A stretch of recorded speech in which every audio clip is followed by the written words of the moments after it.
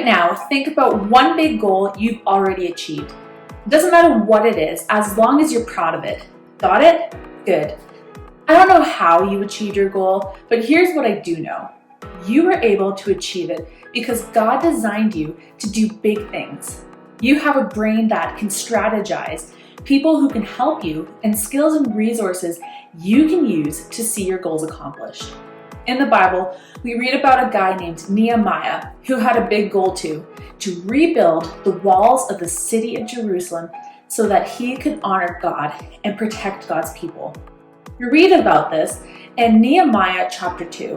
It says Nehemiah was serving the king at the time, and he had never before appeared sad in his presence. So the king asked him, "Why are you looking so sad?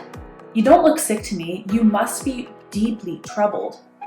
Then I was terrified, but I replied, "Long live the king. How can I not be sad?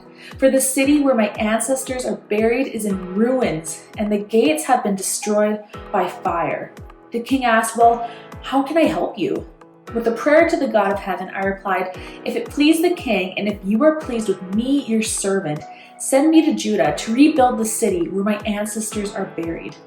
The king, with the queen sitting right beside him, asked, "How long will you be gone? When will you return?" And after a long time about telling him about how long he'd be gone, the king agreed to his request. And Nehemiah asked for a number of other things he needed to achieve his goal, and the king agreed to them all. Nehemiah arrived in Jerusalem and he got to work. Nehemiah says, "I had not told anyone about the plans God had put in my heart for Jerusalem. We took no pack animals with us except the donkey I was riding. After dark, I went out through the valley gate, past the jackal's well, and over to the dung gate to inspect the broken walls and burned gates. Then I went to the fountain gate and to the king's pool, but my donkey couldn't get through the rubble. So, though it was still dark, I went up to Kidron Valley instead, inspecting the wall before I turned back and entered again at the valley gate. The city officials did not know I had been out there or what I was doing, for I had not yet said anything to anyone about my plans. I had not yet spoken to the Jewish leaders, the priests, the nobles, the officials, or anyone else in the administration. But now I said to them, 'You know very well what trouble we are in. Jerusalem lies in ruins, and its gates have been destroyed by fire. Let us rebuild the wall of Jerusalem and end this disgrace.' Then I told him about how the gracious hand of God had been on me, and about my conversation with the king. They replied all at once, 'Yes, let's rebuild the wall.' So they began the good work. And throughout this process, Nehemiah continued to talk to God in prayer, but he didn't wait for God to do all the work. He used the strategic mind God gave him to plan and prepare while he was waiting for the right opportunity. Because Nehemiah had prepared in detail for the opportunity he hoped he would get to speak with the king, when God arranged the perfect moment, Nehemiah was fully prepared to take advantage of it.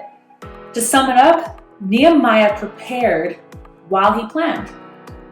Although Nehemiah's God-sized goal probably scared and overwhelmed him sometimes, Nehemiah didn't give up or wait around for someone else to handle it.